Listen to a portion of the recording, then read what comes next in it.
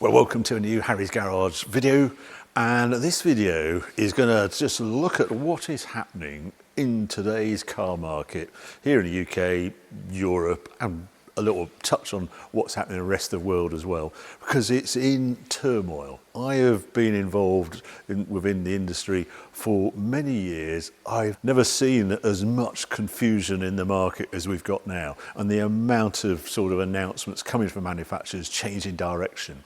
So in this video, I'm going to look at that. I'm going to look at why we're in this mess, what we need to do to get out of it, and where I think the car market is going to head over the next few years.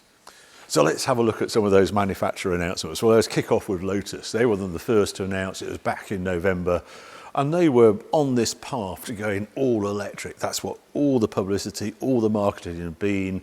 They had the Electra and the Mira and the Avaya, this electric supercar that no one has seen outside Heffel, and that was the direction of travel. Suddenly, no. In November, they said, we're not so sure this is working. And the sales have been really quite low of their electric cars. Mira's been slow as well. And they're having a complete rethink. As I understand it, they talk about super hybrid cars. So you're going to get hybrid or range extenders in the electric. We'll still wait and see. So they were the first to jump with an announcement. Volvo, no longer all electric by 2030. They're seeing the growing demand in plug-in hybrids. They're going to investigate that, put engines back into their electric Volvos. BMW recently announced that their V8 is going to live on indefinitely, was the term they use for the USA and Middle Eastern markets. BMW being quite clever because they're betting on everything. Obviously they've got electric range, but they've got plug-in hybrids and they've got performance cars, the M cars as well. So they're just betting on everything and doing okay from it. Bentley, yeah, they're another one who was planned to go all electric by 2030. Not anymore. They've cancelled that plan and they are dusting off their internal combustion engine development again. They think there's one or two generations still to go. That was not the thinking not very long ago. Audi, yeah, they're stopping production of the Q8 e-tron and Sportback e-tron due to segment-specific intensified drop in demand. It's this sudden stop in sales of the premium EVs that's really hitting these premium manufacturers. Porsche in particular, I mean, it's poor old Taycan is a bit of a flagship for nightmare sales, but they're 40% down in 2024, as were others. So it's just unfortunate that Porsche is the one that seems to get the headlines. But they're also about to introduce that electric Boxster and Cayman, and I'm hearing that's delayed as well now. And heads might roll because of the nightmare they're having, the drop in profitability. They used to have margins over 20%, 21, 22%. They're now thinking about 10, 12%. Still profitable, but nothing like as profitable as they once were. And I saw an article in Car Magazine by George Hacker, and he was saying that the electric Boxster and Cayman might have to have a selling price of around 130,000 euros due to the significant spend on the budget, development budget, to get it to this point.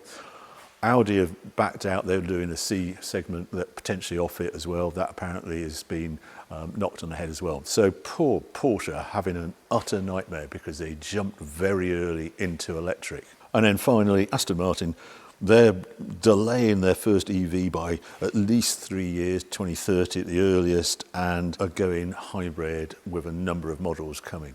So what's going on? Why are all these premium manufacturers pulling out of electric? And is there still life in electric going forward? There most certainly is. But first of all, I think it's worthwhile at this point just looking back to why this all happened in the first place. How do we get in this mess?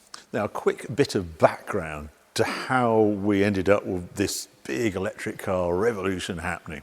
And you have to wind all the way back to Dieselgate and VW's nightmare in the US. I was at Evo magazine, obviously, in the 2009-10 period. And during that time, VW could do no wrong. And diesel in Europe was huge. And they felt there was an opportunity here to get diesel into America around that time. We used to go to like Los Angeles Motor Show, and if you're invited by VW, moved around these Passat diesels in Los Angeles, and they were talking about how much range these cars got, how much performance they had.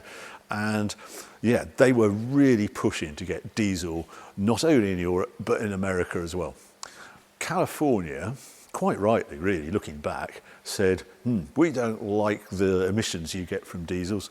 You're going to have to reduce the NOx, nitrogen oxide, right down for us to even consider. And they put some standards out. And VW were determined to carry on getting a diesel into America.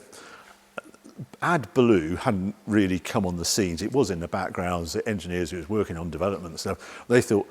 They looked at AdBlue, and the trouble they had was, one, there was a royalty to pay on it, and two, because the cars already existed and they didn't need it in Europe, there was nowhere to package the big tank for the AdBlue as we do now to inject in the engine. So they thought there must be another way, and they thought they could do it by clever engine management. And we all know what happened then, and it didn't work. Got discovered 2015, and oh flip, the world imploded on diesel. And the EU regulators at the time took a pretty dim view on this and thought, we're going to sharpen our act. There's California, they've discovered that VW was cheating. We should have discovered they were cheating as well, but they didn't. And they came out with a new engine race to aim at, which was really tough to pass. And it was called Euro 7. And we're about 2016, 2017 at this point. And behind the scenes with manufacturers, they look at Euro 7. They'd had Dieselgate, so they weren't going to fight it because they thought, oh God, we're in really big trouble here. Can we do this Euro 7? And it basically was going to outlaw diesel. It's going to be very hard to get a diesel car through Euro 7. And even with petrol cars, it was going to cost an absolute fortune. And at the same time, we had Tesla with Model 3, just cars everywhere. Couldn't sell them fast enough, huge profitability, valuation on the company was huge. And they all said, do you know what, instead of doing Euro 7, why don't we go electric? And so electric cars behind the scenes started to be developed. The manufacturers really started to invest in it to take on Tesla, basically. But also, they realised that these Euro 7 engine regs were almost unpassable with current technology, and they asked for a delay because they're going to have to do so much development work. Then COVID happened, and they got a further delay. And over time, it's been delayed so much, they got different engine rate, Euro 6, D and E, which we're in now, and no Euro 7. So somehow internal combustion engines actually just carried on a bit longer than anyone expected back in 2017-18. Euro 7 was meant to be in by 2020, never happened. The electric cars came to the market, and what has happened is they didn't quite live up to expectations for a lot of premium customers. Now it's a different, I'm not knocking electric here because I think this is going to be a great year for electric, and we really like electric, but those early cars were a bit too early into the market. We didn't know what to expect, but we all like new shiny things and we all bought them. And then the value of them plummeted come second hand. No one really wanted them because they made sense as a business purchase, and they basically got tired of a bad brush, the premium electric cars, and we went off them a bit. Also at that point, cars like this were being developed, plug-in hybrid. And this is a Range Rover Sport 460e. I will be doing a report on it. This is our general car at the moment. I came out of diesel, got into this. And these have much more electric range than they ever used to in the past. So this can easily do 50 miles. It will probably do 60 plus when the summer comes, but in the colder climates, 50 something. Completely changes how many miles you get on one charge. And a lot of people, including me, went to those early electric cars, not sure about this at all, got into these, and we've discovered since running this car over the last few months, we're doing around 75% of our total mileage on pure electric. And it's just fantastic. With none of the downsides, no outside charging issues, all works extremely well. And the more we adopt these, the less inclined we are to have another go at electric. And the manufacturers are realising this as well. And that is a big change, and I think why the premium manufacturers are just delaying the introduction of pure electric, because the early adopters, a lot of us, were put off by those early cars and a bit of a nightmare experience we all had. This is not knocking electric. For some people, it's absolutely the right thing to go. And I enjoy electric motoring, which is why I so enjoy this, came out of the diesel Range Rover Sport, because I just miss that smoothness, that ease of motoring on pure electric that I get with this.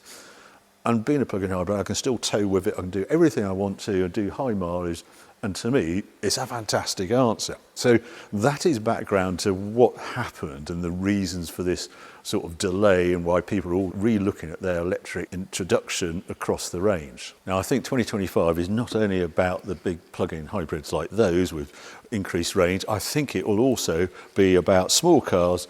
And I had that Renault R5 in recently and absolutely loved it. That, I think, is the area of the market for electrics that is really going to take off over the next year or two.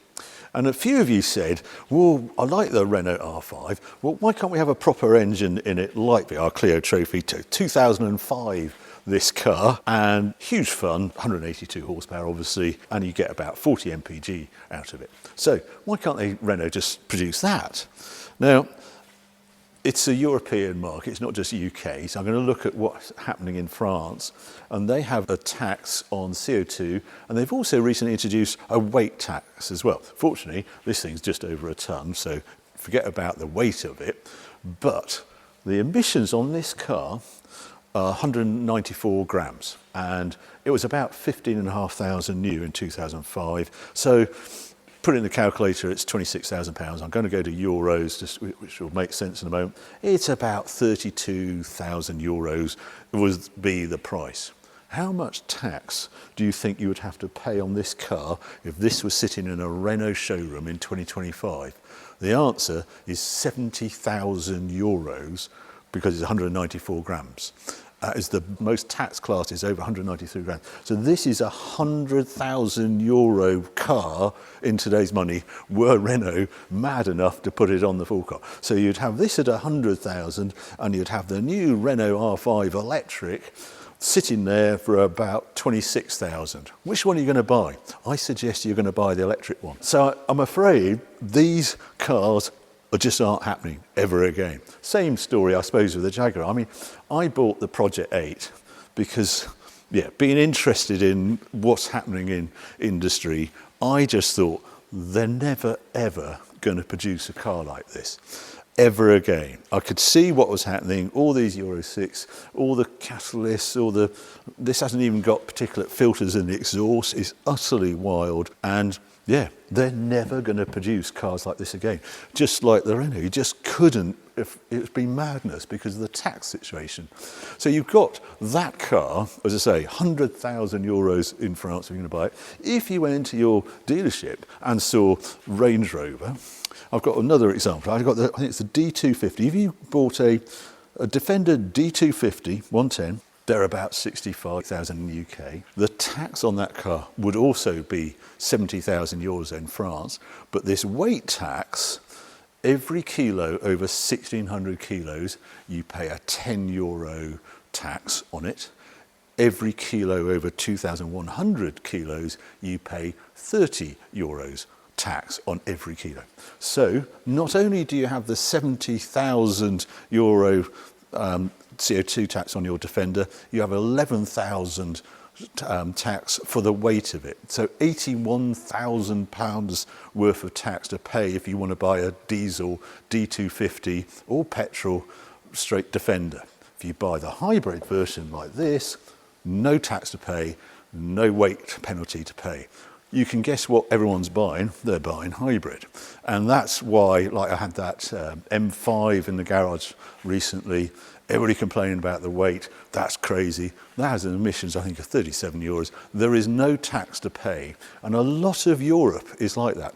It's weird. In the UK, the tax we would pay on a non-hybrid car is about 5,700, I think it is. In Europe, it is massively higher than we have in the UK. And I think that's a bit of a worry, because I think this government, if they want to encourage electric car sales, one way they could do it is dramatically increase the car tax we pay annually, or when you buy the car in particular, over the next few years. It just seems a way to encourage us to go towards electric. So looking at the car market in 2025, I think it will be pretty healthy for electric cars like the Renault R5. There's the little Panda, Grand Panda coming, there's all the Chinese competitors coming in, the BYDs, all that sub-segment, A and B segment as it's termed in this trade, that is where all the electric car sales are going to come from, in my view. They make absolute sense, they're affordable, you're not going to have the nightmare depreciation that you get on the big premium electric cars, and you haven't got all the weight and bulk to have to deal with, so the range is better and the cost isn't so bad. They're just affordable, they just make sense. You know, looking at the market, I just can't understand what Jaguar are thinking, producing their premium car. In today's market, I can't think of a worse segment to be launching into, but anyway, Jaguar must know something I don't, and maybe with a new tech from 2030, it might make more sense. But right here in 2025, just seems madness to me what they're doing. The only thing I haven't mentioned in all of this is what is the UK government up to? And unfortunately, that is a major concern, because to the UK government, this, even though I'm doing 75% of my mileage on electric, is the devil's work. They have not defined what a hybrid is, and this zero emission mandate that all manufacturers have to meet in the UK, that is just as bad as if I bought a Chiron or a Porsche GT3. It's a thing of evil because it's rated at 17 grams of CO2 per kilometre, and the zero emission mandate only deals with zero emission cars. So even if you've got an incredibly efficient hybrid, no, not allowed. That is as bad as buying a highly polluting car. That is madness. That has to change. The government has to get its head round that hybrid make a huge amount of sense for an awful lot of people.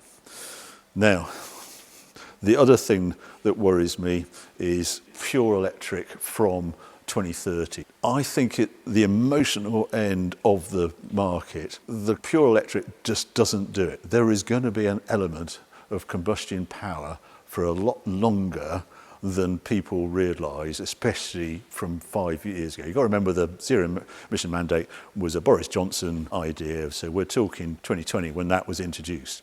And it's been there, but the customer is not on the same journey as the government. And the government have just put these lines saying, oh, 2030, that's when we've got to do that. For what reason? Well, it seems to be sort of bragging rights that they got there first.